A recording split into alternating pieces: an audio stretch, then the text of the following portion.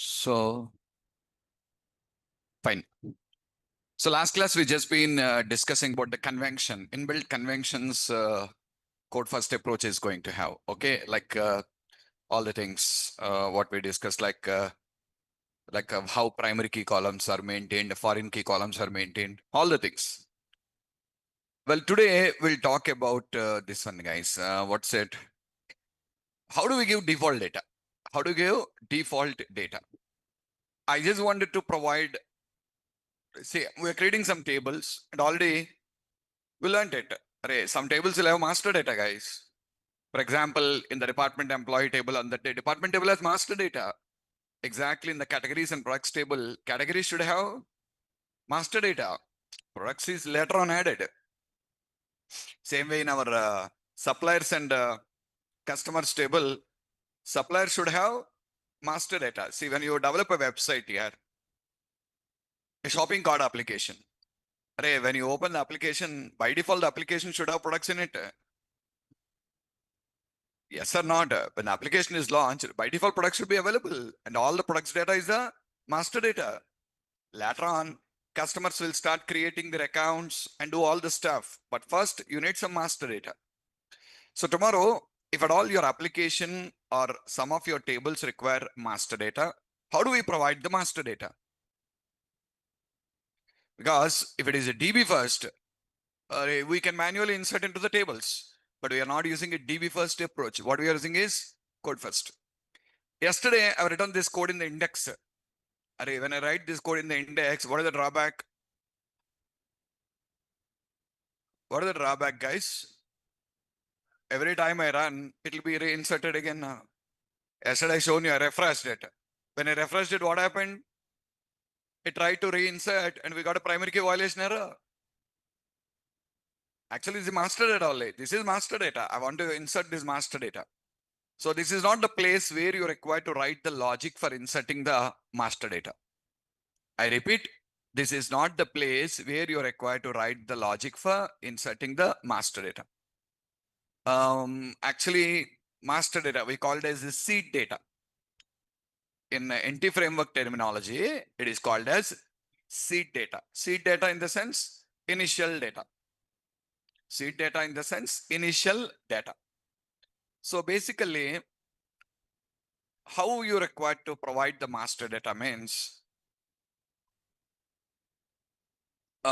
we need to do this.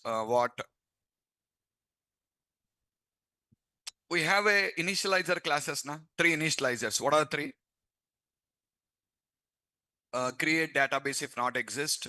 Second, create database if model changes. Third, drop create database if model changes, and drop create database always. Under that class, under that particular class, we have a method called as seed. Under that class, we have a method called as seed. We need to override that method actually, and inside that method, you need to write this logic. So this is not the correct place to write the logic. Where you're required to write the logic? Louder. Inside the seed method, where the method is? The method is under the any of the 3 DB initializers. We need to override it. We need to override it. But if you want to override it, we need to inherit it now. We are not inheriting that class anywhere. We are not inheriting the class anywhere. If you just go to the DB context, yesterday, how to use those classes, this is how you should use these classes, I said to you. Default is create database if not exist. Second option, drop create database if model changes. Third option, drop create database always. Correct? Am I creating the instance of the class and consuming it, inheriting? Creating. See, a class can be consumed in 2 ways here, in object-oriented programming. What are the 2 ways? One option is create the instance. Second option is inheriting. But I'm not using anything there. I'm creating the instance. When I create the instance, how can I override? Did you understand me or not? When I create the instance, how can I override now? I hope you understood my question. So what should I do now, sir? Actually, we have these initializer classes here. So do one thing. Define a new initializer class. Define a new initializer class and inherit that class from any of these three. So you defined a class here. You inherited that class from drop create database if model changes. So the new class also has that behavior now. Am I correct or not? Same way, you are inheriting from drop create database always or create database if not exist. Then automatically child class has the behavior now. So now override the code in that inheritance. I'm inheriting now, so I can override. Now, without using this class, use the new class now. Did you understand the process? Actually, what I should do, I need to override the seed method. To override the seed method, what is the problem now? I'm not inheriting from this class. I'm creating the instance of the class. So I cannot override it directly. If I want to override, what should I do? First, I should define a new class inheriting from any of the three initializers. And now you need to override the code inside of it. Which method? Seed method. Once after overriding is completed, now here without using these classes, use the new class. Use the new class. I hope you understood the process. Am I clearer or not? Okay, fine guys. I'm doing a small thing here. Watch. Let me take you to the model folder. In the model folder, I will add a new class now.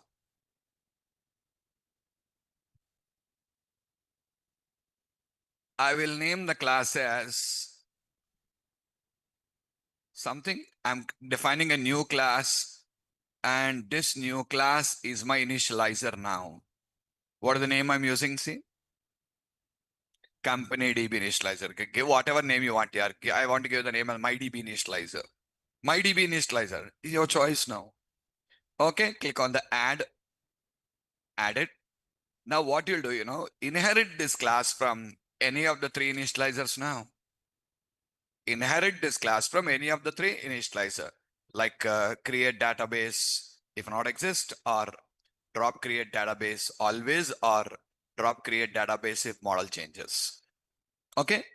In company DB context, which class I used? Model changes. Okay. Let me come here, inherit this class. But do you remember this class takes a parameter? Yesterday we discussed. What parameter? The context class name. The context class name. What is the context class name? Company DB context. It's a generic. Okay. Now tell me, this class is inheriting the behavior of this class or not? Now here I need to override now. Override. What is the method? Seed. And see, the seed method is automatically taking the data context object here. Okay. And you remember, whenever you override, it will call you parent class C. In overriding, we learned it. If I try to override toString, it will call base.toString. Same way writing the code here, delete it and write your code here. What is my code said? Your code means, yesterday you written in the supplier controller, this code, if you write here, executes every time the method is called, correct? Don't write here, write here. This is giving error because the name is context. Otherwise, change up the name here only here. Change up the name there, context. Clear? Now, what is your initializer now? Drop create database. But I'm not using that class. I'm using a child class. What is child class? Now come to context class and remove this. And in place of this, use your new class. Done. Got it? So whenever you create the instance of the company DB initializer, automatically the seed method will execute now, and the seed method will create you, will automatically go for doing all the work for you. Means the default data will be automatically inserted into your tables. The default data is automatically inserted into your tables, and this code will not execute every time. When will the code execute? Only once, whenever there is a database change. or whenever the database is created. This method will execute and insert the data into the tables. So all the default data you want in your tables should be under which method? Seed method. And you need to override this method. Where is the method? Under the 3 DB initializers. I should override the method. So to override the method, what is the first step we are following? Define a new class and inheriting from any of the 3. So the new class becomes a initializer. Now second step, override it. Now third step, without using the 3 classes, now use the new class in our context. And with that, all set ready now. Okay? Well, just a minute. Yesterday, the data is already in the tables here. That's why it is not going to insert it again now. Let us drop off the database. Let us drop off the database and run our application so that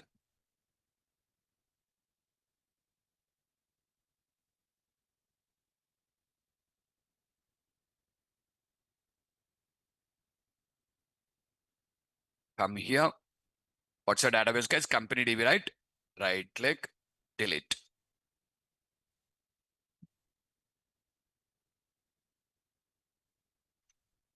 Come back, run. Now see, in this index action method, we have only one line of code here. What is that? Return view DC.suppliers.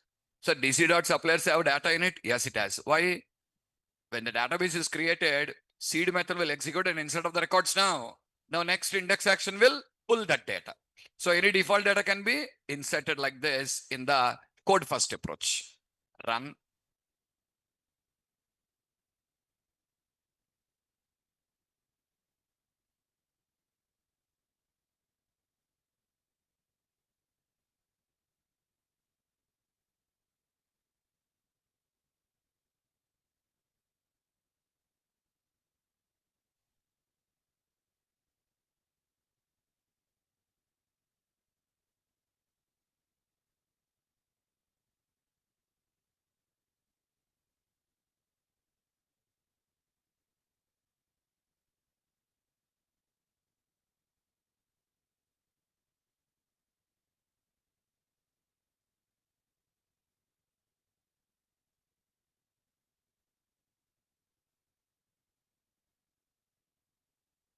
Got it?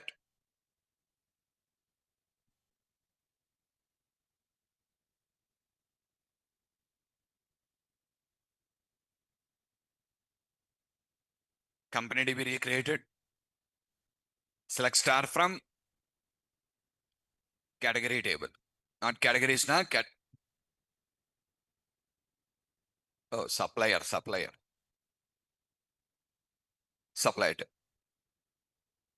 See there.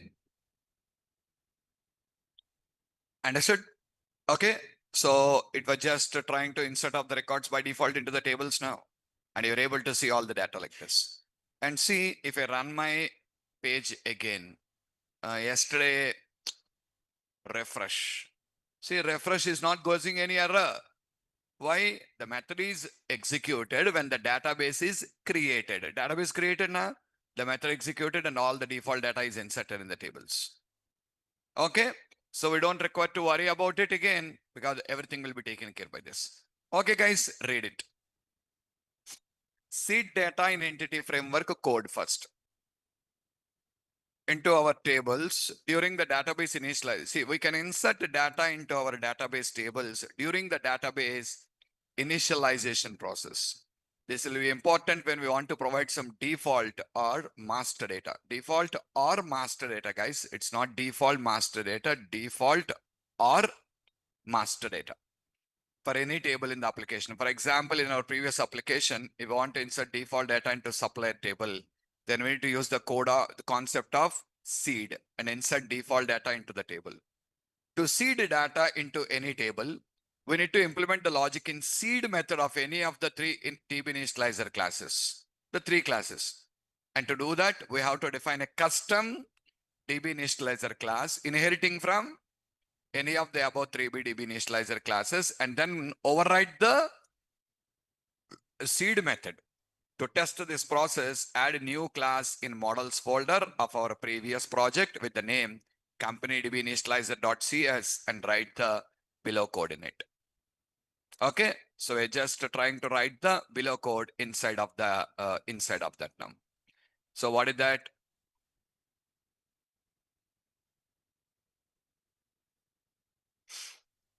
You can see company DB initializer, which class? Your choice here. Which class you want is your choice. But here you are going to pass the context class because this is a generic. You have to pass the name at first. Next,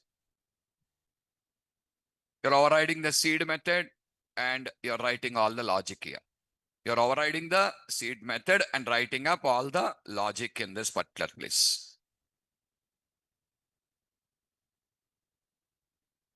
Next, go to the company DB context and rewrite the constructor code.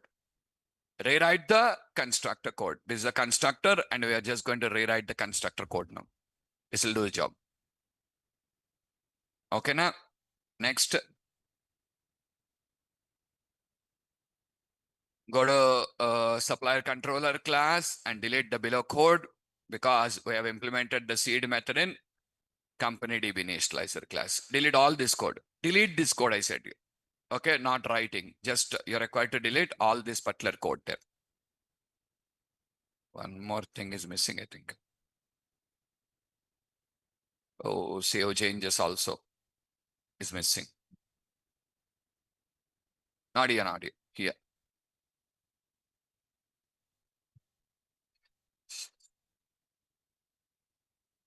All this, okay?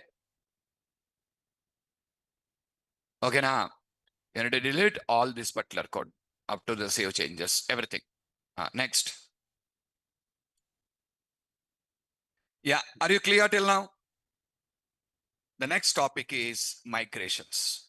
What is migrations? Sir, if I add a new column in my table, what happens? Do you understand the question? If I add a new column in the table, what is going to happen? What do you mean?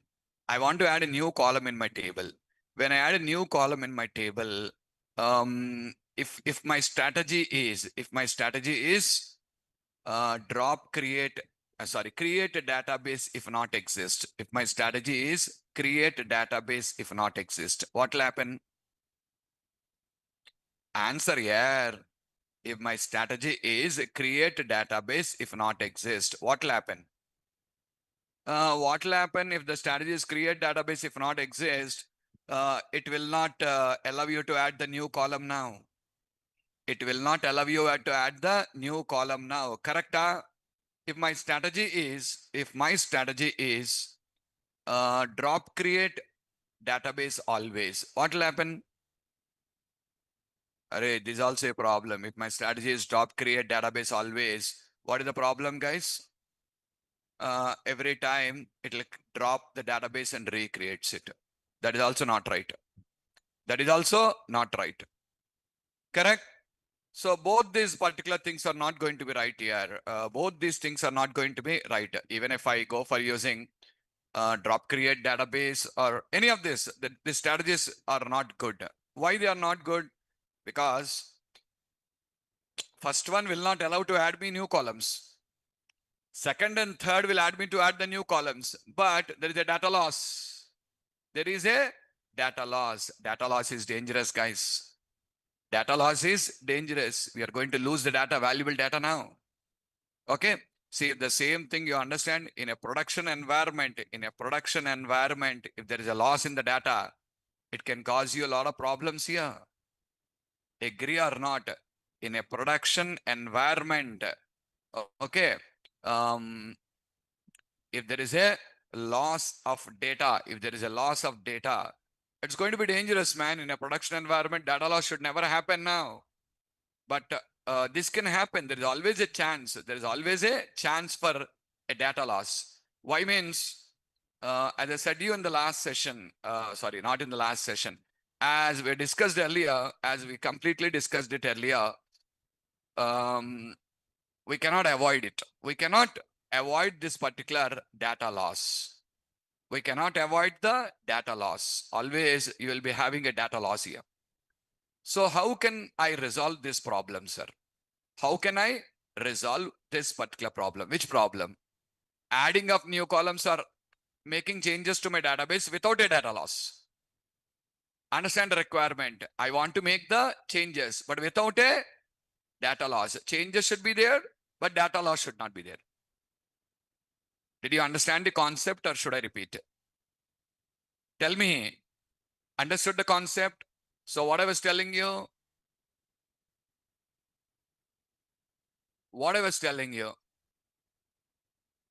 whenever there is a change in the database, there is always a data loss. There is always a data loss here.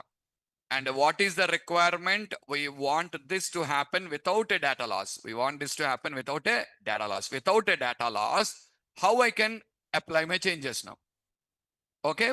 So the first strategy is not allowing to add new columns at all. The first strategy is not allowing to add new columns at all. Second strategy and third one, second and third will allow you to add new columns here. Second and third will allow you to add the new columns. But what is the problem? There is a data loss. There is a serious data loss in the second and the third options. So the second and the third option are also not going to be recommended here now. Why, sir? Because there is a data loss. There is a data loss. And if at all you want to avoid these problems, if at all you guys want to avoid these particular problems, we are provided with a concept called as migration. We are provided with a concept called as migration. What is migration? Already I said to you guys, migration is a process of bringing the application and the database sync with each other. Both should come to one state now. Both should come to one state. We call that as migrations. Okay. When we talk about migrations, there are two types of migrations. What are the two types? Automatic migrations, automated migrations, code-based migrations. Automatic or automated migrations. And the second option is code-based migrations. What is automated migrations? What is automated migrations? Automated migrations means, listen, in automated migrations here, in automated migrations, developer, okay, I'm sorry. Just a minute, let me list you out. First, what is migration? It is a process of bringing the application and database sync with each other. Bringing to sync with each other now. Okay, now? Next. It is of two types. First one, automated. Second one, code-based. In automated here, again, there is an option called as implicit, explicit. What is implicit here? Till now, whatever we're using is automated implicit only, guys. Do you remember? Once we develop, write all the code, simply we are running our application. And the database tables, everything is automatically created now. And is a default. For this, you don't require to write any logic at all. For this, you don't require to write any logic at all. So it's an automated implicit migration that is happening here. And in this process, developer doesn't require to write any extra logic. Developer doesn't require to write any extra logic. No extra logic should be or need to be implemented by a developer. In which approach? Automated implicit. Automated implicit, developer doesn't require. Until now, what we are using is the automated implicit only. So no need any special discussion on this. Now, automated explicit, code-based. Automated explicit, some code is required.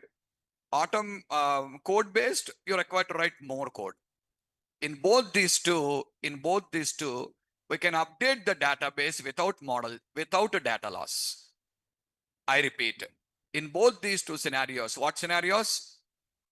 Automated explicit and code-based migration. And code-based migration, we can update the database without data loss. Without any data loss, the changes can be updated. That option is there. Clearer or not? I hope you guys are clear, all of you. Until now, we are using like an automated implicit migration.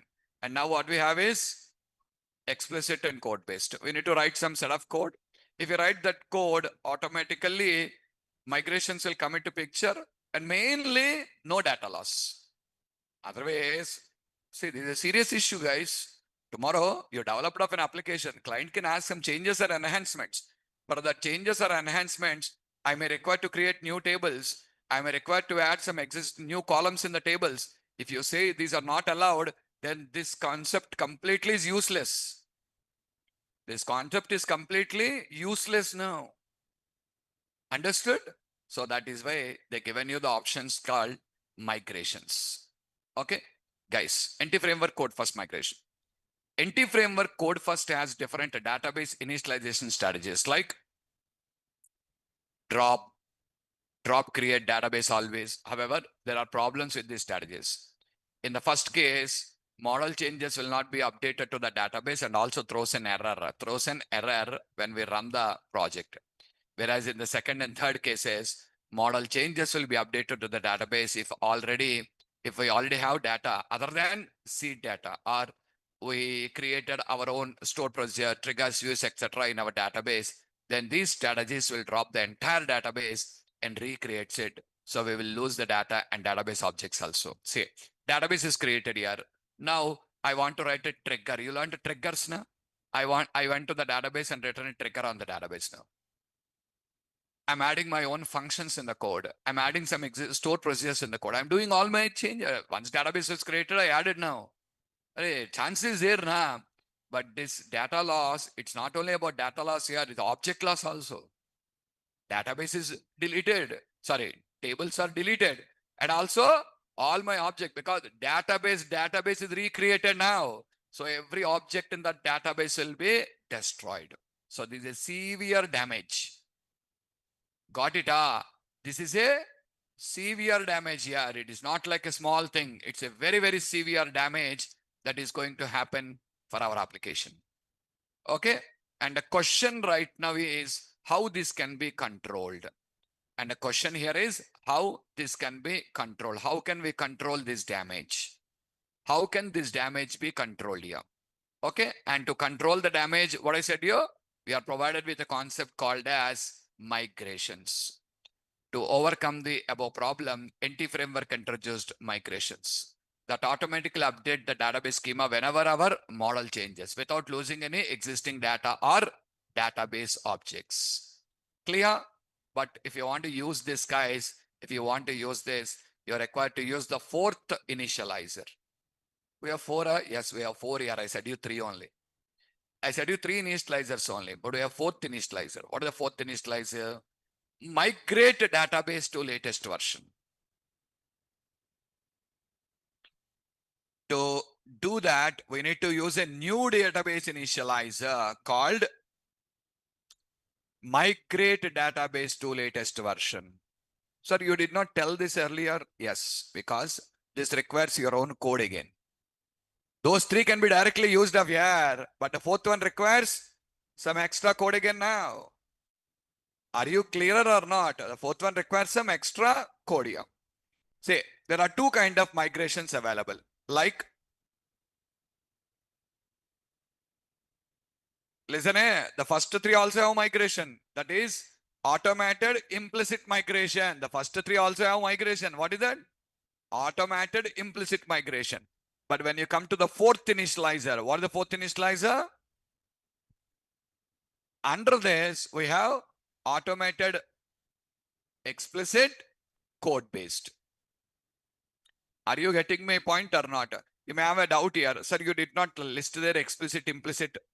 Even NT framework doesn't specify like that here. What it tells is only the first three will have an automated migration, which will implicitly happen. You don't require to bother. But if you come to here, you're going to have an automated, but this is not implicit, this is explicit, and also this is explicit. Both are explicit only here. So even NT framework documentation, they did not list it. For your understanding purpose, I classified and said you like this. Are you getting my point or not? So what it tells is the first three will have an automated migration, and that is implicitly going to happen. You don't bother about it.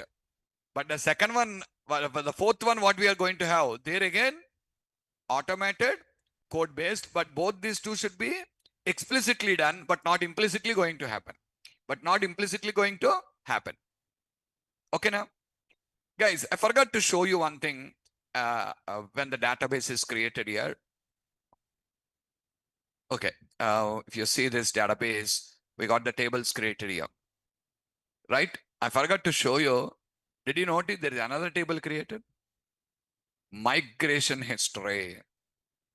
What is the migration history? The migration history doesn't make any sense for us in implicit. The migration history doesn't make any sense in the implicit.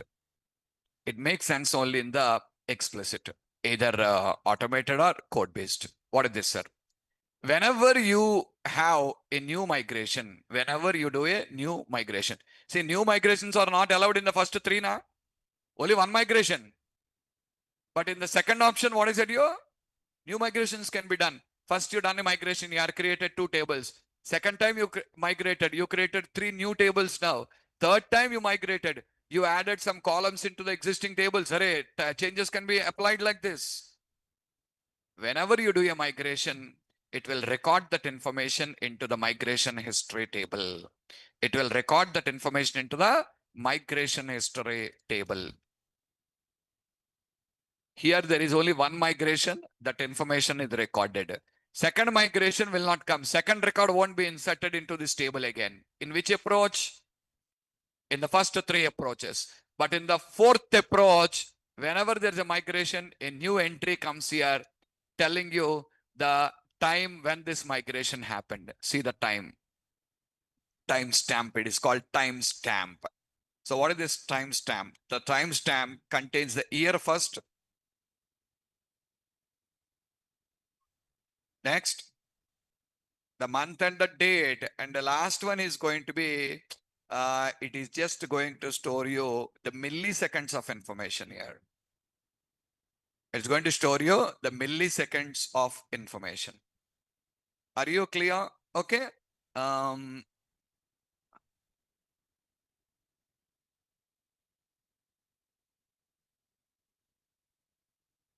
want to know what is this. I want to know what is this. And all of you, you just know using ChatGPTs and all, right? Yes or no?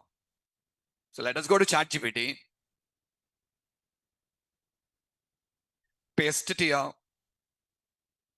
This is a timestamp in SQL Server.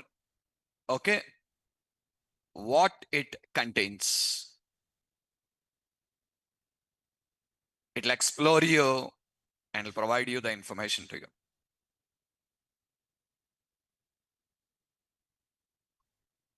Hours, minutes, seconds. What is the F? Fraction of the seconds here. It's a fraction. 58 seconds and the last value there is going to be a fraction. Did you understand? Okay, so it'll explore and give you. See how clearly it is explaining you now. DD. This is a HH. Sir, 02. Yeah, 02 only. Why? It is showing you in the ZMT. ZMT. Not ZMT, actually, you know ZMT now, we learned in the school days, Greenwich Mean Time. But in computer terminology, we called it as UTC. UTC, Universal Coordinated Time. Remember this correctly, eh? Universal Coordinated Time, but not UCT, eh? UTC. The word is UTC, but you should spell it as Universal Coordinated Time. Okay, now?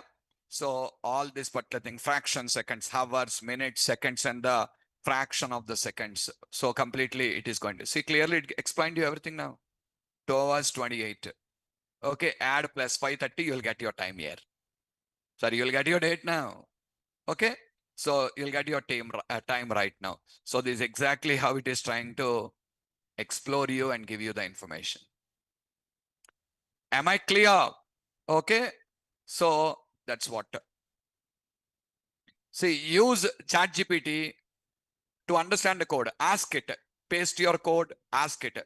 But don't use ChatGPT to write the code. Use your brains. Got it? Okay. I do use ChatGPT a lot in my application development. Okay. But not for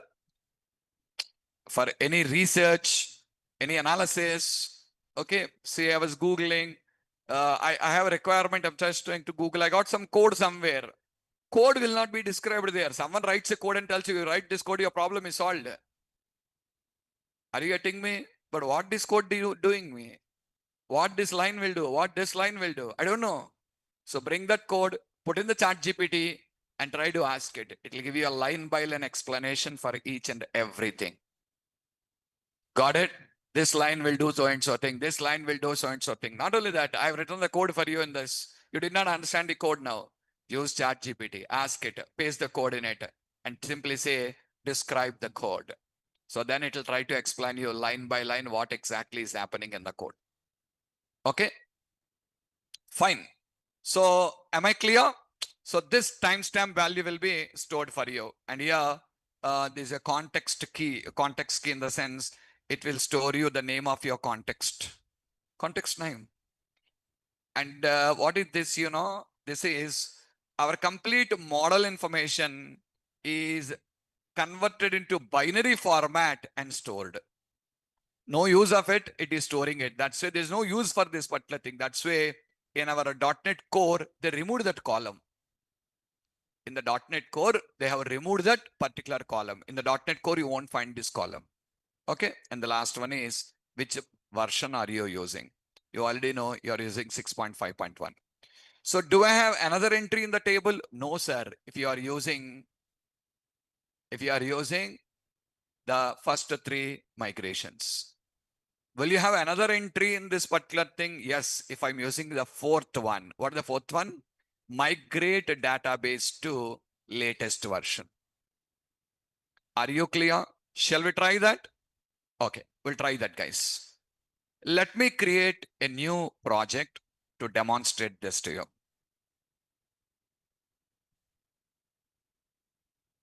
MVC with NT framework code first 3.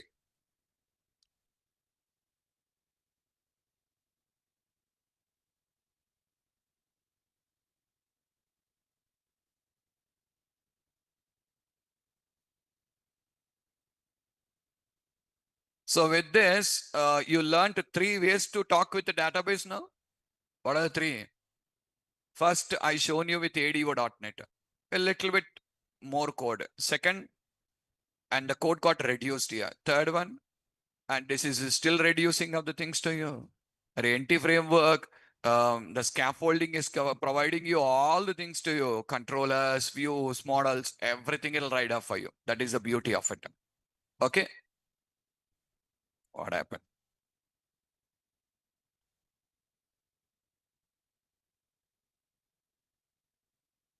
Create a new project.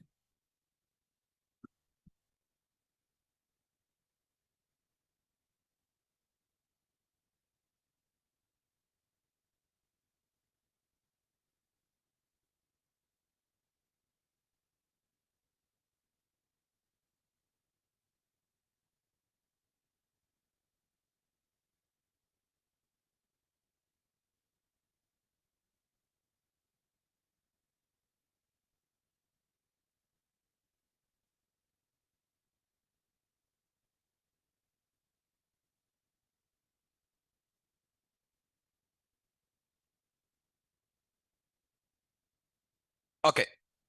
So what you'll do next? Install hyphen package entity framework. Done. What next? Start writing your classes and all the things. Let me go to web.config. Let me write the connection string in the web.config, guys.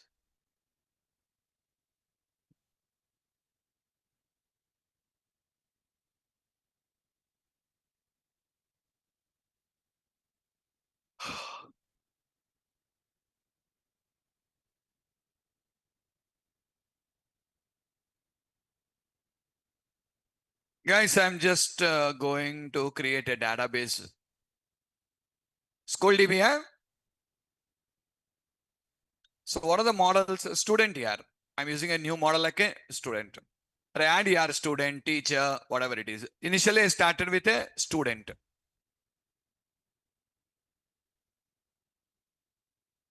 Student. And this is my starting here. This is my starting of the application. So starting of my application, I was only having 2 columns in my table. That's all. Just 2 columns, nothing more. So these 2 columns are enough? No, not enough. I'll add here. I will add new columns going forward. Okay, now? And now, yeah, it is, I'm not applying any annotations. Apply annotations, whatever you want. Okay. When I don't apply, this is my primary key column. Follow the rule. And also it has identity. It has identity. And there's a name column. Okay. So I want more tables. I want more columns, but we are going to add them on a flow. Okay. Next. A new class. What is the name? School DB context. Inheriting from DB context.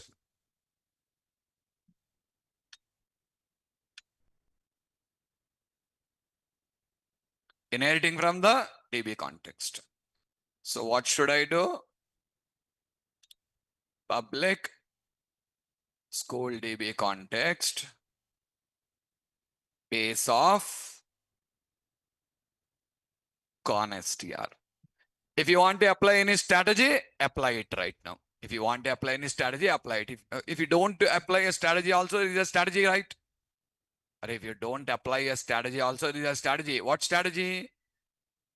Create database if model changes. Create database if model changes is the strategy. So if I don't apply the strategy, automatically that strategy will be coming into action. Okay, now. Okay, fine. So there is already a strategy which is going to be applied here. Now let's continue with our work. What is that? Yeah. We done all these particular things. What next do you require? A controller? Controller. The next thing is a controller. Student controller. Okay, I defined the school controller. Add a controller. Oh.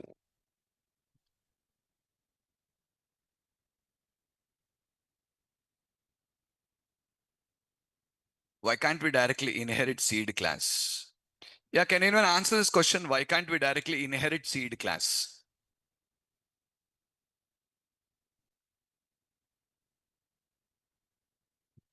Why can't we directly inherit seed class? The question itself is foolish first. Seed is a method, not a class. Seed is a method, not a class. You need to override that method, not inherit the class. The question itself is wrong first. Yeah, seed is not a class. Seed is a method. What I was telling you, you need to override that method I said you.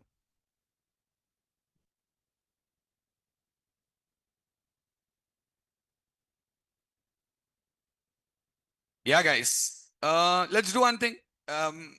Actually, I said you, you need to do some CRUD. You need to do some CRUD in the code. Okay. Simply, I am writing some code like this, guys. See what happens. Oh, in the school DB, we forgot to do this. Yes. Public DB set student students. Now come to controller, and now this is valid. Okay. Yeah, one record here, just a record, one record. And what about ID? ID is auto generation. ID automatically has a value. Why I'm writing this code? I don't require to write this particular code, but until and unless you do some CRUD operation, database will not be created. Database creation requires one CRUD operation to be performed now. So let me right click, add a view, I'm not writing any logic in the view also, just a blank view I'm creating, that's all. Okay, I'm not doing anything here, just a blank view. Now tell me, when I run this page now, automatically my insert code will execute and the database is created or not? Come on, run. What are we using?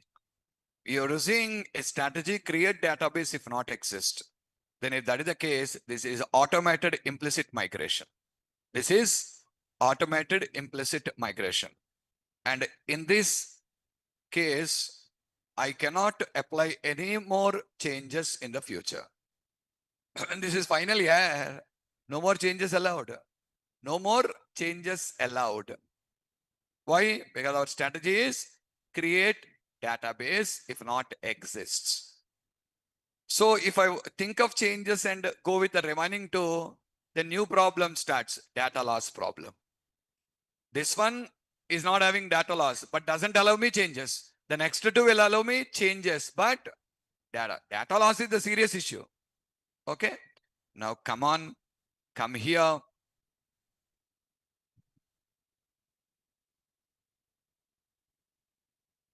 Now we are expecting a school DB here, right?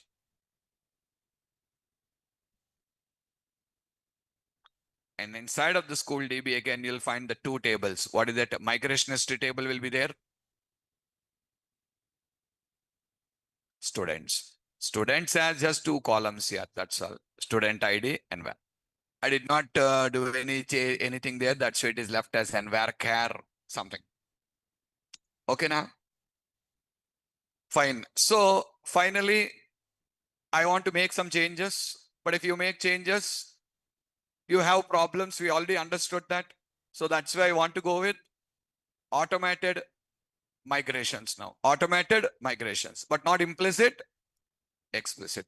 For automated implicit, no need to do anything at all. Okay now? So how do we do our automated migrations? Okay, just I'll show you. Meanwhile,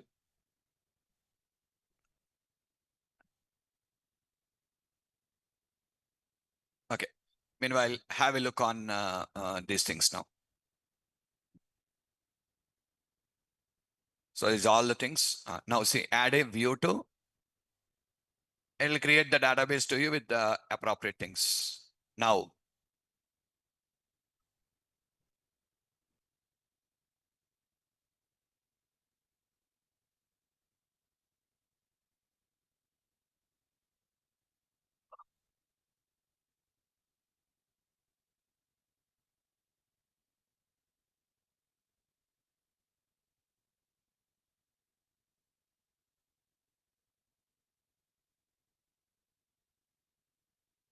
is that paragraph clear? Understood all of you? Okay, now I want to resolve the problem. And to resolve the problem, what I'm going to use now is migrations. And what type of migrations? Automatic migrations is what I'm planning to use. Automatic migrations is what I am planning to use actually here. Okay, let us see how to use the automatic migrations. Actually, if at all you want to use these migrations, you're required to enable them first. You're required to enable these migrations. How to enable? If at all you just want to enable this, you just required to go for running some commands actually. We need to run some commands. What commands? In the package manager console, you just required to execute some commands. You're required to execute some commands basically at the package manager console. Already we know how to use a package manager console and every day you're using it. So there only you're required to run some commands. What is the command? See the command hyphen enable automatic migrations true. Clear? This is the command what you just required to run. Come on, let us come to the application. Open package manager console.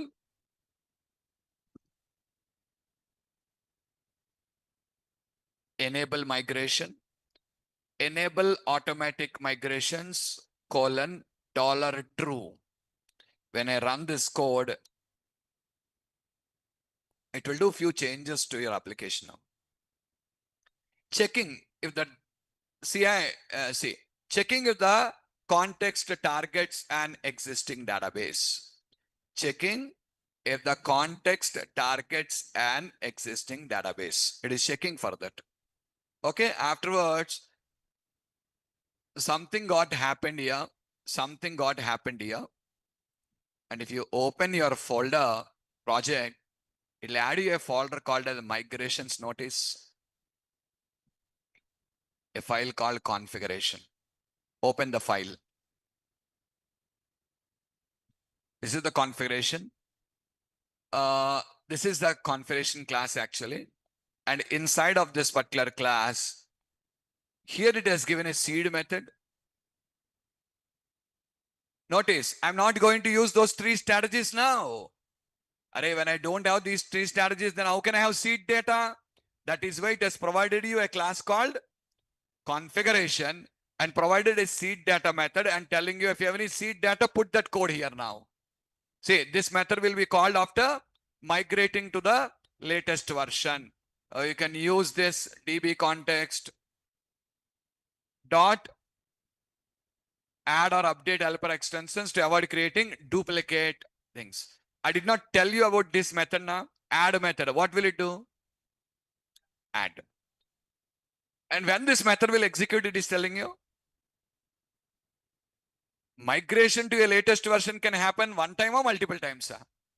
Multiple times. Then every time if the seed executes a problem only now, that is why don't use add method. Use a method called add or update.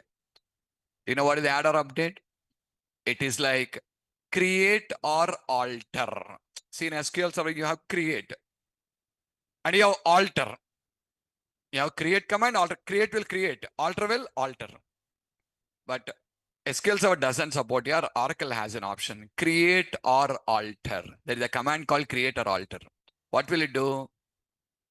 It will check for existence. If not existing, it will create. If existing, alter. Same way, add or update. If the record is not in the table, it will add. If the record is in the table, it will do updations. Means might be you make some changes, it will do update. Means it's not going to insert a duplicate record now. Am I clear? So it is asking you to use this particular method. See, clearly telling you, you can use the dbset dot add or update helper extension method to avoid creating duplicate seed data. So this is the place where you're required to write the seed data. Clearer? Because we are not going to use any of the three initializers. So morning concept is void now. Void in the sense invalid. The morning what I explained is void now. That is valid only for the three initializers, not for the fourth. For the fourth initializer in new style. Okay? So you need to write here. And all of you observe it.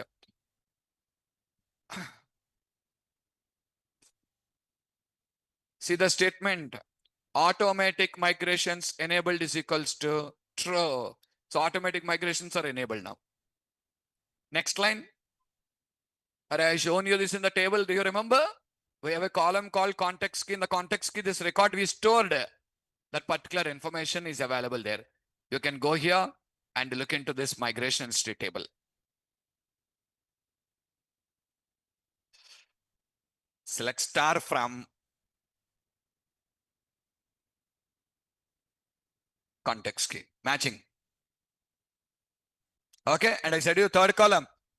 Our current model is going to be converted into binary format and stored. There's no use for it. That's why I said you in the latest version, that column is completely removed. You will find only the remaining columns only, but that model column will not be found anymore. Okay now? But currently, latest in the sense, core. We are using NT framework here. In NT framework core, that is removed completely. Don't bother about this column at all. First column is clear now. And see the name of it. You can easily understand here. Initial create, first time created. Later on, this one just now we saw, and the last one also, you know that which version of the NT framework is used there. Okay, fine. Am I clear? Okay, what to do now? The above command will add a migrations folder in our project, and under that folder, we find a file configuration.cs which contains a class called configuration with the below code in it. This is the code you'll find. Internal sealed class configuration DB configuration, and it is going to init our take our context class public configuration. Okay, now automated migrations enabled is equals to true. It is going to enable you the automated migrations to you in this case now. Okay, so like this, you'll be finding up some data in that particular place now. Like this, you'll be finding up some data inside of it. Okay, what next?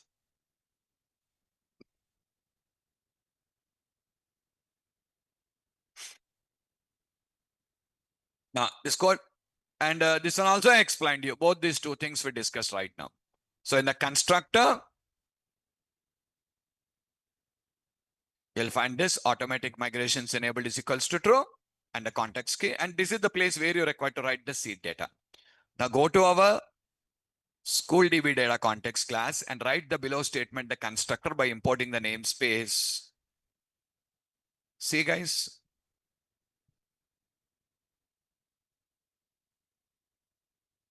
what is the strategy?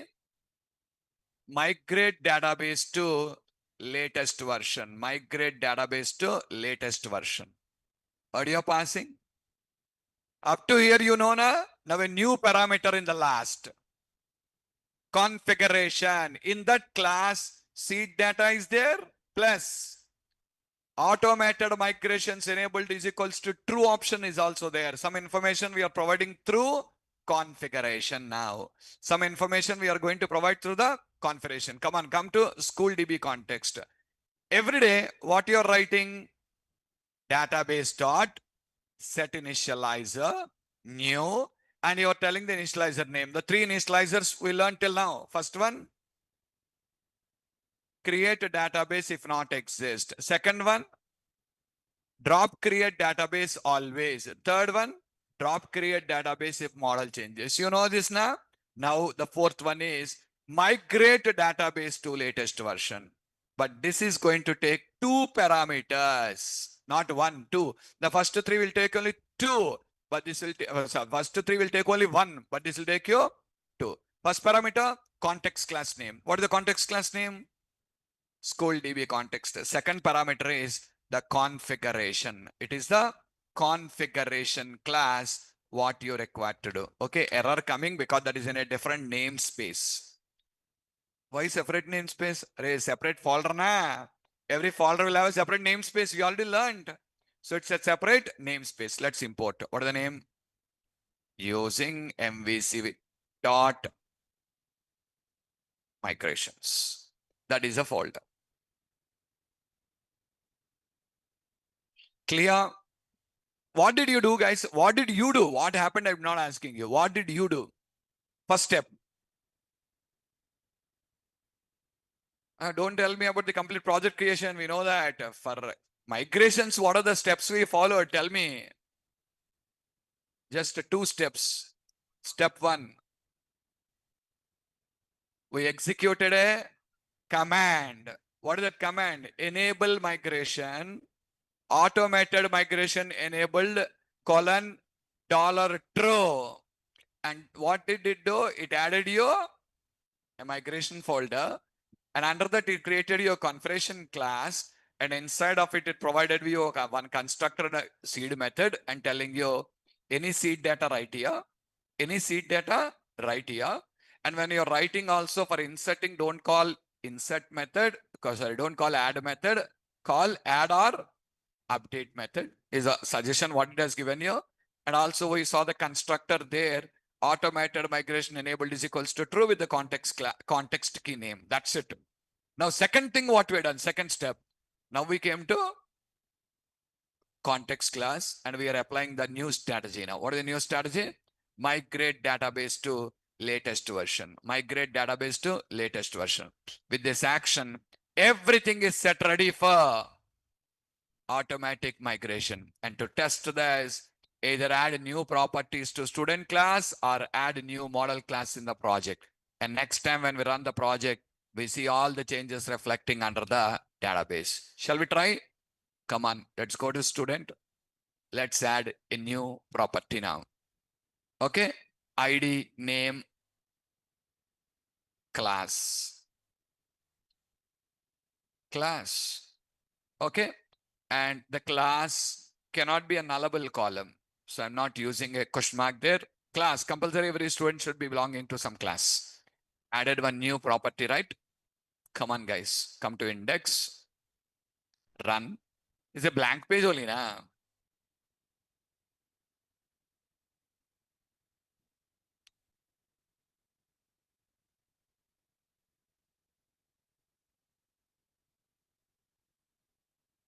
Class column is nullable or not null? Not null. With some values required. Okay. Watch, eh? Watch this.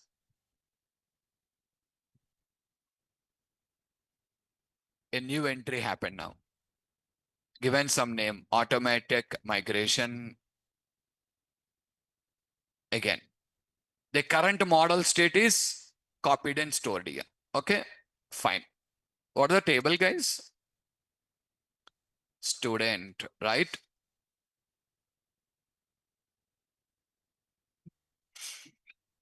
Why the same? Array, I given some default insert value there. Nah.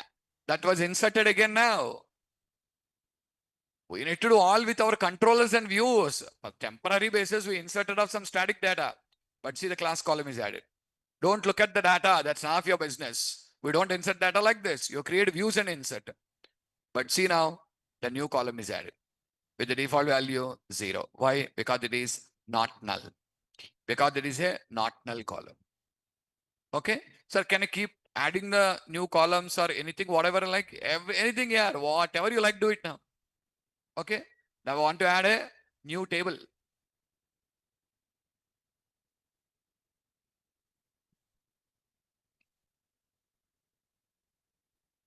What table? Teacher.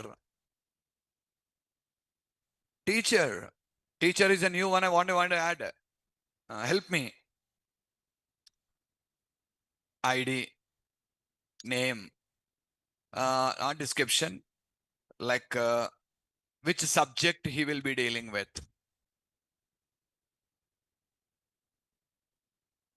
What is his qualification?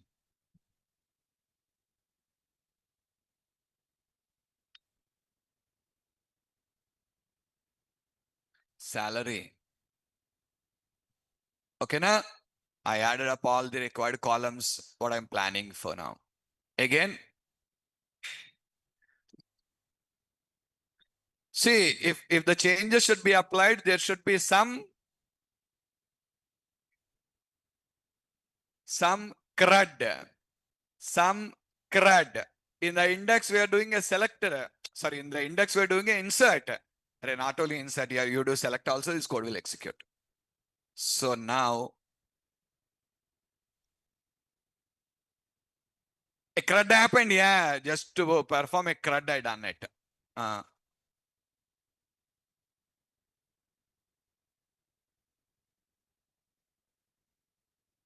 Sorry.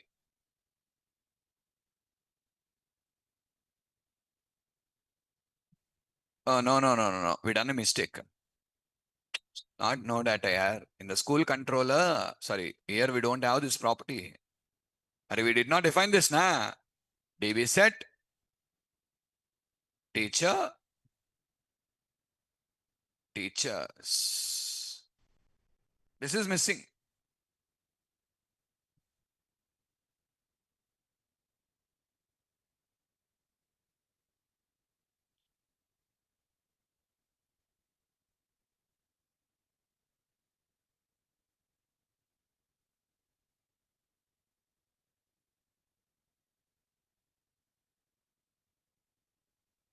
New table. You can start creating your own controllers and views now to work with it. It's a simple process here. Okay, now, guys, in the teacher, I wanted to remove a column in the teacher, or otherwise in our student. I want to remove the class column now. I want to remove the class column. I don't want the class column. I want to drop the column. I want to drop the column. Okay, come back again, run. You get an error. What is the error? It is going to tell you, Ray, you're dropping the column, but do you know there is a data loss? Ray, column drop will lose the data now. See,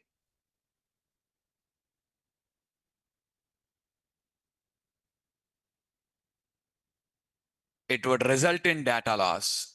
It would result in data loss. It did not apply. When I'm dropping the columns, data loss will occur in the column, not the table, that column only. It's not talking about the data loss in the table. Table loss data is not lost. What is lost? The column data is lost now. Okay. The columns data is lost. That's it is telling. I did not apply it because I detected a data loss. Zero only na, zero only. But how does it know here? It is a meaningful value or a junk value? It doesn't know that na. So that's a safe side. It is telling you, array, data loss is there. So I'm not able to drop it. Okay now. And it is giving a resolution for this also. What is that? Set.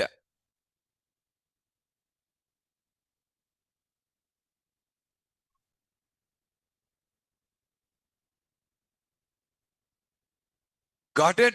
It is telling you, see, you admitted someone of your family members in a hospital and there is a surgery to be conducted. There is a surgery to be conducted. And this surgery is a critical surgery.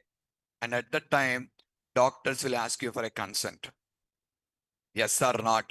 You sign on the consent form, then only we'll proceed. Then only we will proceed. So tomorrow you cannot tell, you cannot claim that the doctors have unnecessarily started this surgery. So they clearly tell you, array, we'll do the surgery, but there is a chance of life loss. There's a chance of life loss, not like there's a chance of a life loss here. So when there is a chance of life loss, they don't take the risk. Compulsory family members has to sign on that now. Exactly. It is also telling the same thing. There is a data lost. You sign it, then I will do it. Are you clear? How to do that? Go to configuration and write down what? Automatic migration. Data loss allowed is equals to true. I'm giving an acceptancy for data loss. So when you give an acceptancy for data loss, when you say do it, what is the problem for it? It'll do.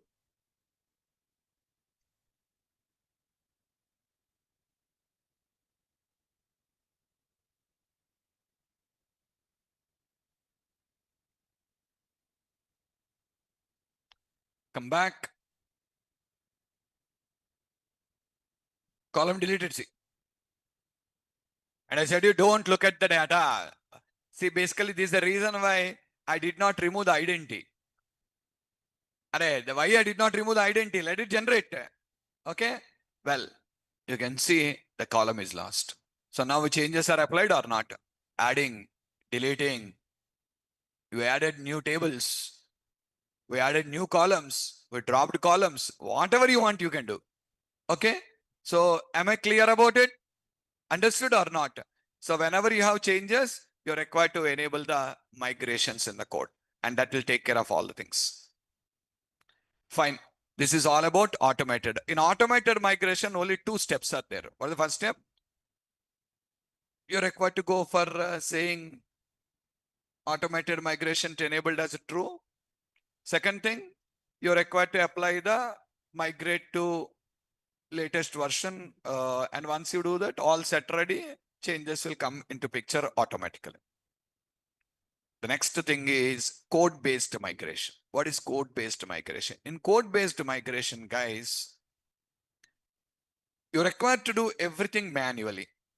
You're required to do everything manually. You added a new column. When you add a new column, like right now, see, in automated here, whenever I do a CRUD, these changes will apply on the database now. Any CRUD, select or insert or update or delete, any CRUD will apply the changes to the database. In code-based migrations, not like this. In code-based migrations here, what is the thing is, you're required to run a command for everything. You're required to run a command. You made some changes. These changes should be applied to database. You're required to run a command. You require to run a command. And the most recommended is code-based migrations only, not automated migrations. The most recommended option is code-based migrations, not a automated migration. Are you clear?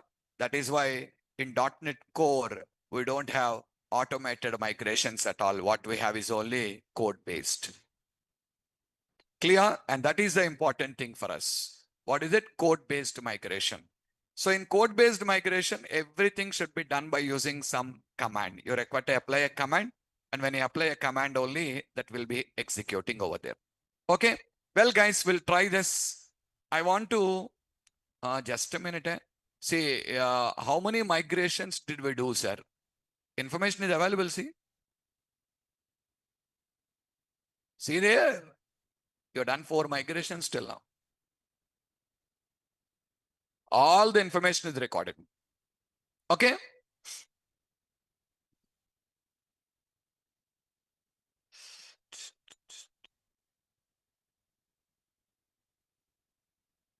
Let me drop all these new databases. Delete.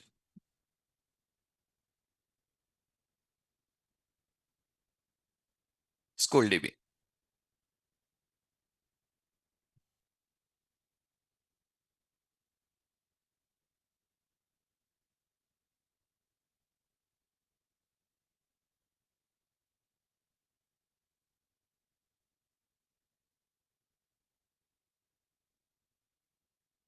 Okay.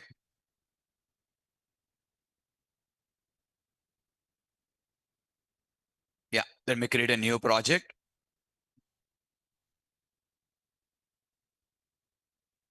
And look into the concept of code-based migrations. You are creating a new database, creating a new project.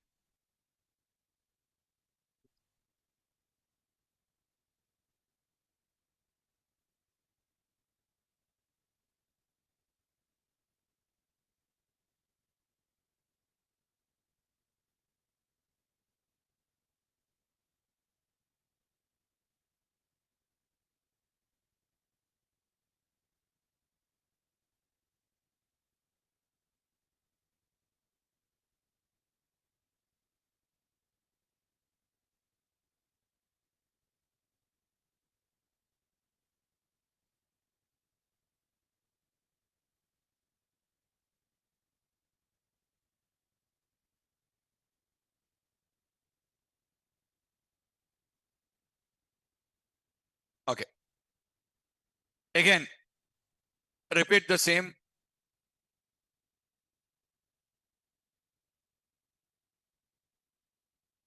First step.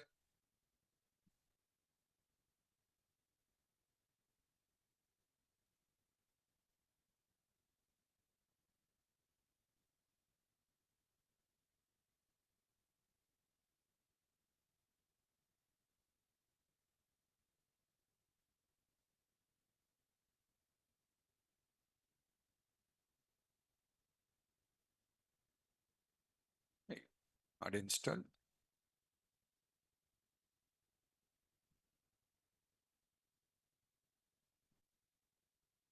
What happened?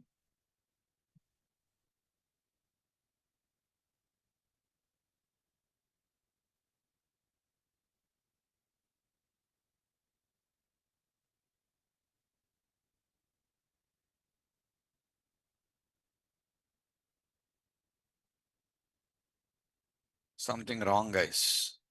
I did not write. Let me uninstall it once.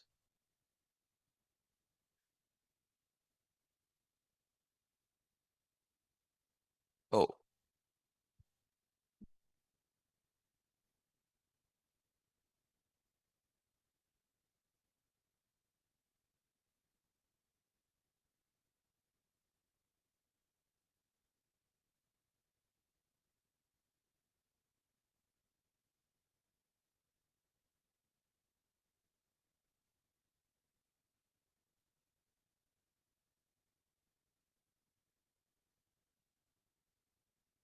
I did not add this section earlier.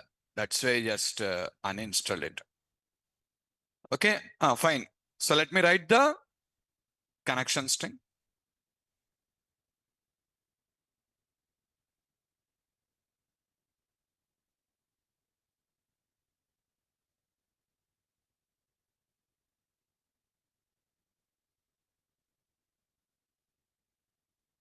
Second, define your own model classes. Again, I'm going with the same student only.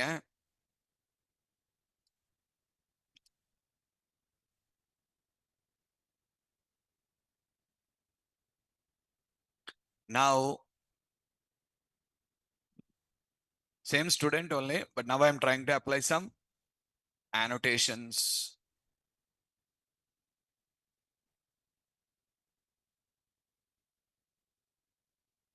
ID, name, class, section. Section should be like A section, B section, like this. And char type is not allowed. Do you remember? Char object, not allowed. Okay. So that is why I used to type as varchar and max length is 1. Max length is 1 only. Okay.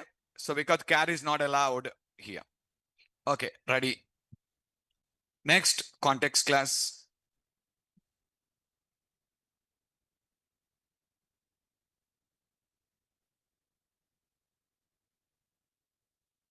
School DB context. Colon DB context.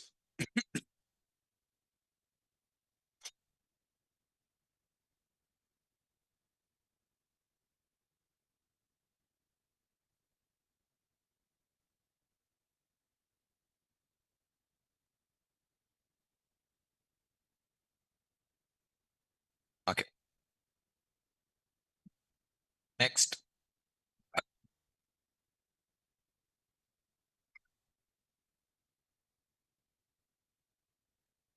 Here we need a constructor.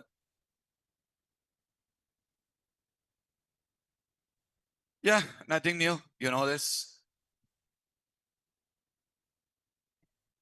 Okay. What next? A controller. School.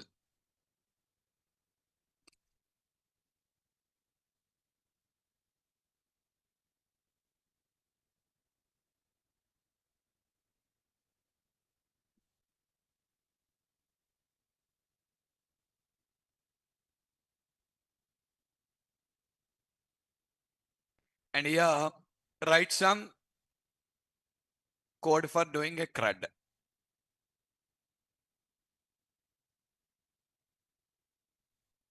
See what I'm doing?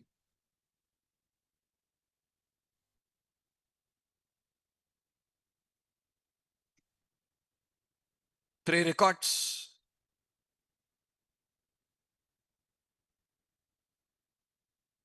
Return view. Okay. Now right click. Add view. MVC 5 view. I used a template. No.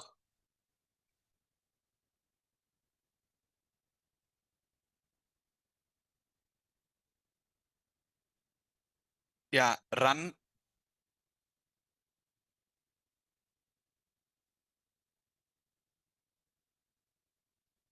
And this action will create the database, create the table. All will happen as it is again now.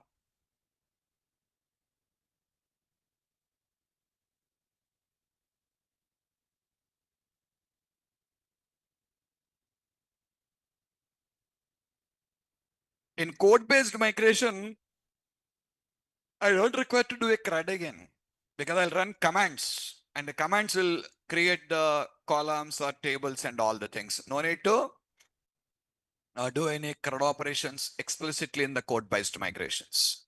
So come here, refresh, table created. And we have the same two tables again.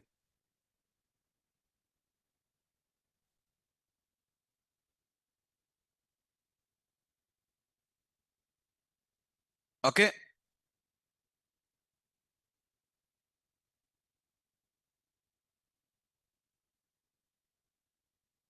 directory records. All clear? Now again, the same problem. What we have right now is create database if not exist strategy. And the